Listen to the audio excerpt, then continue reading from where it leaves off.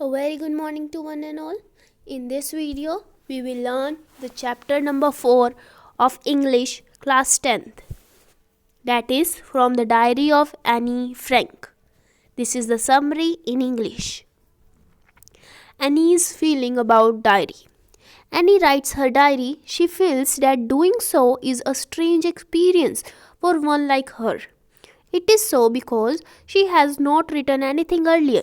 Secondly, no one would be interested in reading something written by her as she is a small girl. Writes a diary. One day Annie felt a bit depressed. She felt that paper had more patience than people. She was wondering whether to stay in or go out. Finally, she stayed in and thought she felt that she won't let anyone read her diary unless she found a real friend. So she wrote it. Writing about her family. She wrote that she was not completely alone in the world, but she has loving parents and 16-year-old sister. She had about 30 people around her and she could call friends. Then she had a family, aunts, and a good home. But she had no true friend. She thought of her having a good time when she was with friends, but she could not get closer. She admitted it her fault that she could not confide in each other, since they were not liable to change. She started writing a diary. She made it her friend. Diary named as Kitty. She named the diary Kitty. Brief sketch of life. She wanted the diary to be her friend, so she named it as her friend Kitty. She wrote a brief sketch of her life, though she disliked doing so. So she wrote it. She wrote that her father married her 25-year-old mother at the age of 36. Her sister Margot was born in Frankfurt in Germany in 1926. She was born in 12 June 1929. Her father immigrated to Holland in 1933. Her mother, Edith Hollander Frank, went with her father to Holland.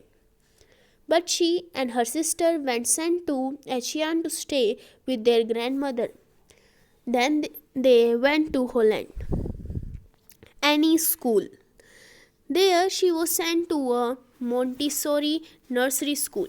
She stayed there until she was 6. In the 6th class, her teacher was Mrs. Cupress, the headmistress. Both had tears when they bade farewell. Reason for not writing the diary.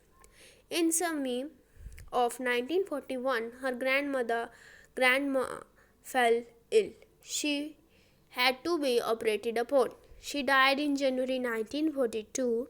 She thought of her greatly and she loved her still.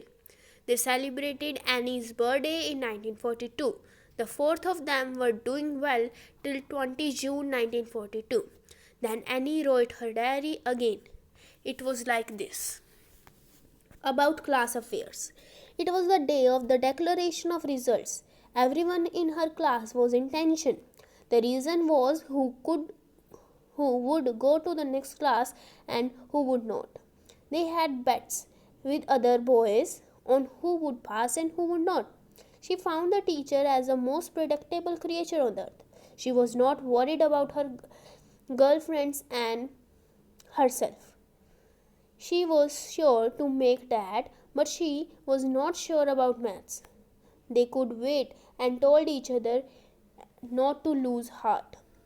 Mr. Keesings gives extra work as punishment. She went alone her teachers pretty well.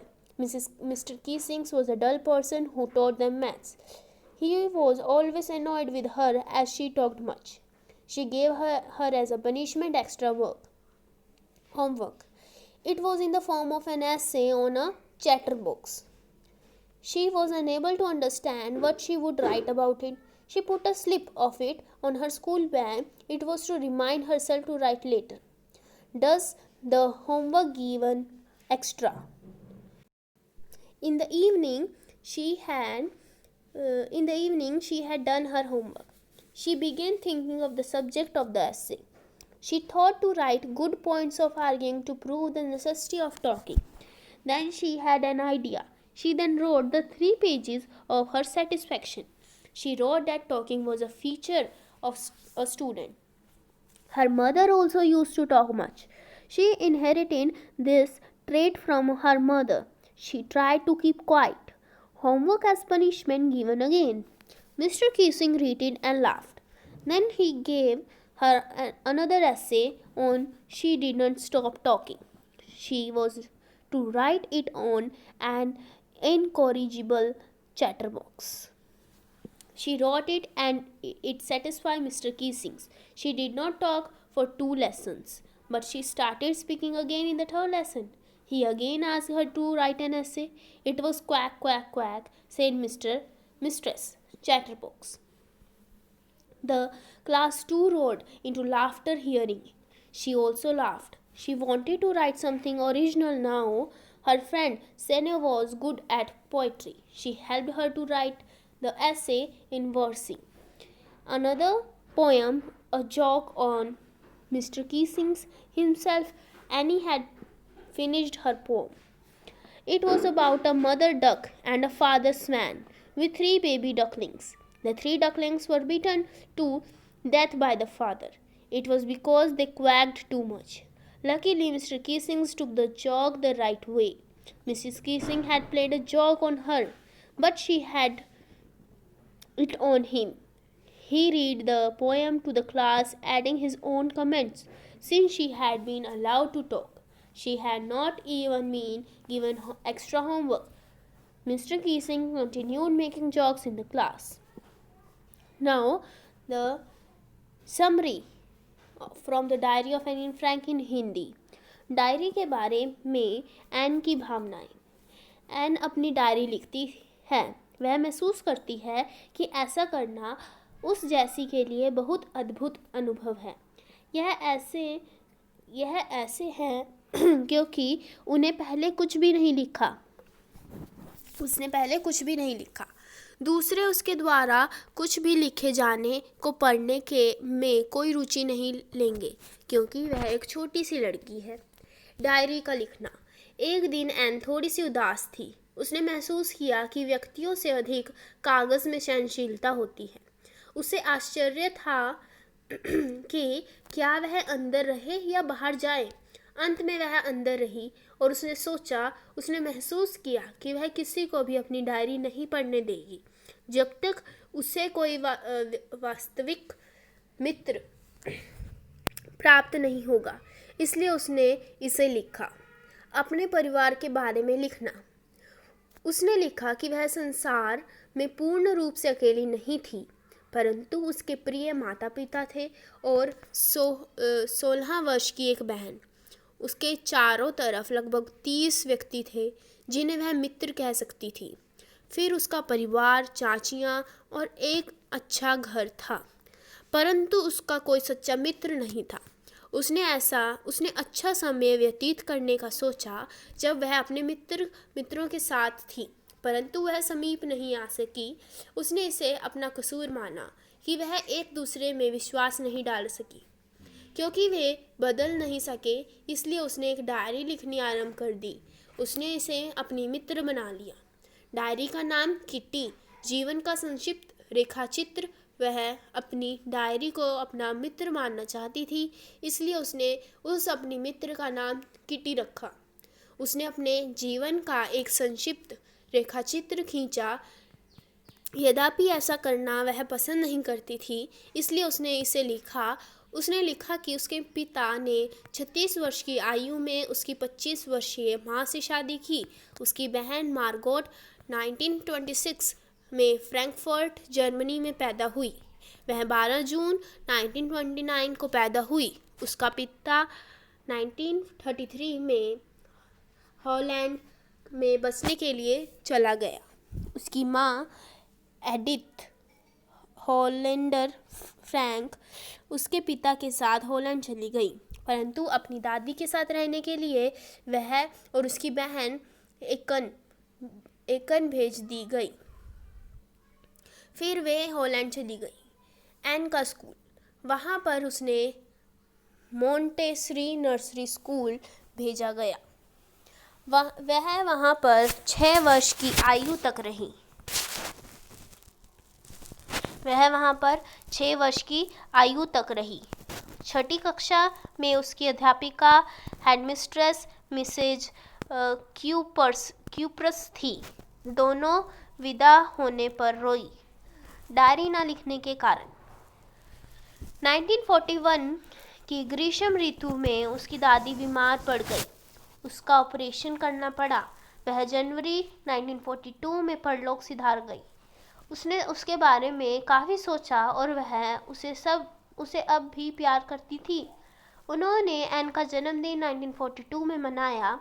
20 जून 1942 तक चारों ठीक समय व्यतीत कर रहे थे। तब N ने अपनी डायरी फिर लिखी। यह ऐसे थी कक्षा के मामलों के बारे में। परिणामों की घोषणा का दिन था। उसकी कक्षा का हर एक व्यक्ति तनाव में था। कारण था कौन अगली कक्षा में जाएगा और कौन नहीं। उनकी दूसरे लड़कों के साथ शर्त लगी कि कौन पास होगा और कौन नहीं। उसने पाया कि पृथ्वी पर अध्यापक ऐसे प्राणी हैं जिनके बारे में कतई भविष्यवाणी नहीं की जा सकती। वह अपने और अपनी लड़की मित्र के बारे में चिंतित नहीं थी। उसे पास होने में विश्वास था, परंतु गणित में उसे विश्वास नहीं था। वे प्रतीक्षा कर सकते थे और उन्होंने एक दूसरे से दिल न हारने के लिए कहा। सजा के रूप में मिस्टर किसिंग द्वारा दिया गृह कार्य उसकी अपने अध्यापकों के साथ खूब निभी। मिस्टर किसिंग एक सुस्त व्यक्ति था जो उन्हें गणित पढ़ाता था। वह उससे हमेशा काफ़ी गुस्से में रहता क्योंकि वह काफ़ी बातें करती थी। उसने उसे फालतू गृह कार्य सजा के रूप में दिया। यह एक प्रस्ताव चैटर बॉक्स के रूप में था। वह समझ नहीं सकी कि वह इसके बारे में क्या लिखे। उसने अपने स्कूल बैग पर एक स्लिप लगा ली। यह स्वयं को बाद में लिखने के लिए याद दिलाने के लिए थी। फालतू गृह कार्य को करना। शाम को उसने अपना गृह कार्य कर लिया था। उसने लेख के विषय में सोचने आरंभ कर दिया। बातचीत करने की आवश्यकता को साबित करने के लिए उसने तर्क के लिए कुछ अच्छे बिंदुओं को लिखने के बारे में सोचा। फिर उसने मन में एक विचार आया।